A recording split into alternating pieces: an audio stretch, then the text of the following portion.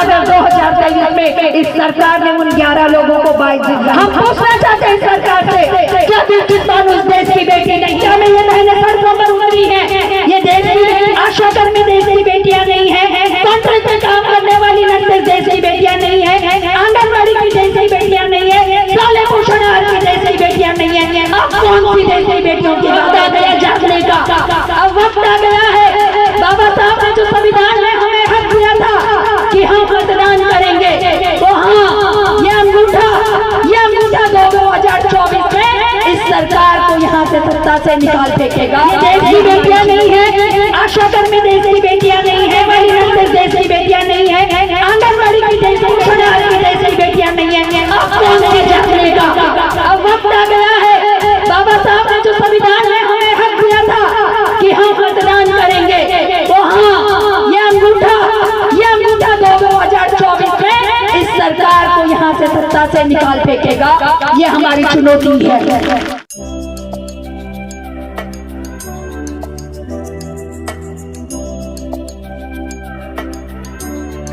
बार बार चुन करके आ रही, तो चुनाव में पैसा खर्च करने की क्या जरूरत है? अब हम रहेंगे। तो याद रखिए, 2024 का चुनाव हमारे लिए भी ऐतिहासिक चुनाव होना चाहिए, क्योंकि 2014 में हम ही ने सरकार को सत्ता पे बिठाया था। हम भूल गए थे कि ये मनुवादी लोग सिर्फ अपना फैसला अपने बारे में सोचते हैं, ये सिर्फ मन की बात करते हैं, ये जो भी कहते हैं वो जुमला है।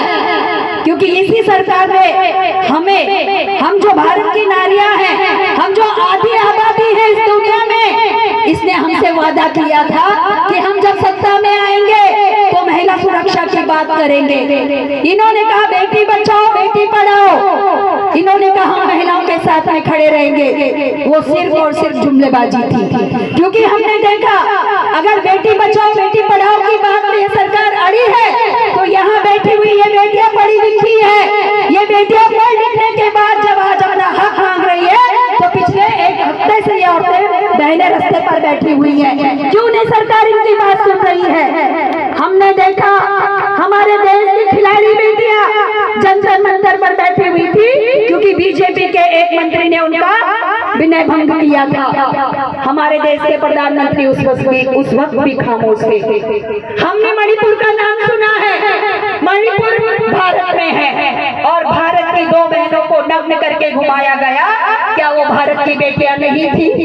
गुजरात में बिल्किस बानो के साथ में सामूहिक बलात्कार हुआ, उसकी 3 साल की बेटी को उसके सामने पत्थर पर पटक करके मार दिया गया। 11 लोगों ने कुकर्म किया, और 15 अगस्त 2023 में इस सरकार ने उन 11 लोगों को 22 दिन बरी कर दिया। हम पूछना चाहते हैं सरकार से, क्या दिलकिश बानो इस देश की बेटी नहीं है? आप कौन सी बेटियों की बात करते हैं?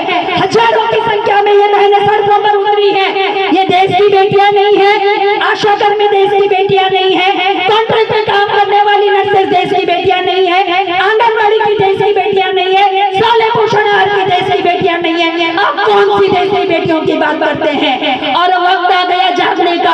अब वक्त आ गया है। बाबा साहब ने जो संविधान में हमें हक दिया था कि हम मतदान करेंगे, तो हाँ, ये अंगूठा 2024 में इस सरकार को यहाँ से सत्ता से निकाल फेंकेगा। ये हमारी चुनौती है। यहाँ बैठी हुई जो आशा कर्मी बहनें हैं, जो आंगनबाड़ी की बहनें हैं, ये हर दिन बहुत सारी माओं के संपर्क में आती हैं, ये घर घर जाती हैं, ये अपनी बात करती हैं, आरोग्य की बात करती हैं। आज इन बहनों के कंधे पर एक और जिम्मेदारी आइटक दे रहा है। आइटक आपसे निवेदन कर रहा है कि आप हर एक घर में जाएंगी, आपकी जो रोज की ड्यूटी है वो करेंगी, और उसके साथ में उस घर की जो बहन होगी, उस घर की जो माँ होगी, उसका ब्रेन वॉश करेंगी, उसे कहेंगी 2024 में नको गाँव माए नको भाजपा सरकार नको।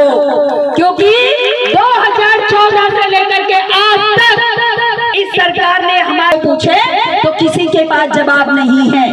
400 रुपए का सिलेंडर 1200 रुपए, 80 रुपए की तुअर की दाल 280 रुपए, महंगाई आसमान पर, शिक्षण आसमान पर, हर चीज 4 गुना बढ़ गया है। तो इसके लिए 2024 2024 में इस सरकार को उखाड़ फेंकना है। कुछ दिन पहले हमारे देश में इंडिया अलायंस नाम से सब साथ में आए, जितनी बाकी की पॉलिटिकल पार्टियां हैं। हम कहते हैं इंडिया अलायंस में हम बिल्कुल इंडिया अलायंस को साथ देंगे, लेकिन इंडिया अलायंस को भी हमारा कहना है कि जो लड़ाई हमारी आज भाजपा सरकार से है, हम चाहते हैं वो 4 लेवल कोड जो है वो लागू ना हो। अगर इंडिया अलायंस हमारी बात से सहमत रहती है तो बिल्कुल हम इंडिया अलायंस को सपोर्ट करेंगे। साथियों, ज्यादा न कहते हुए और भी साथी अपने बात रखेंगे। वापस से आप सभी साथियों को, सभी बहनों को क्रांतिकारी लाल सलाम, इनकलाब जिंदाबाद। धन्यवाद।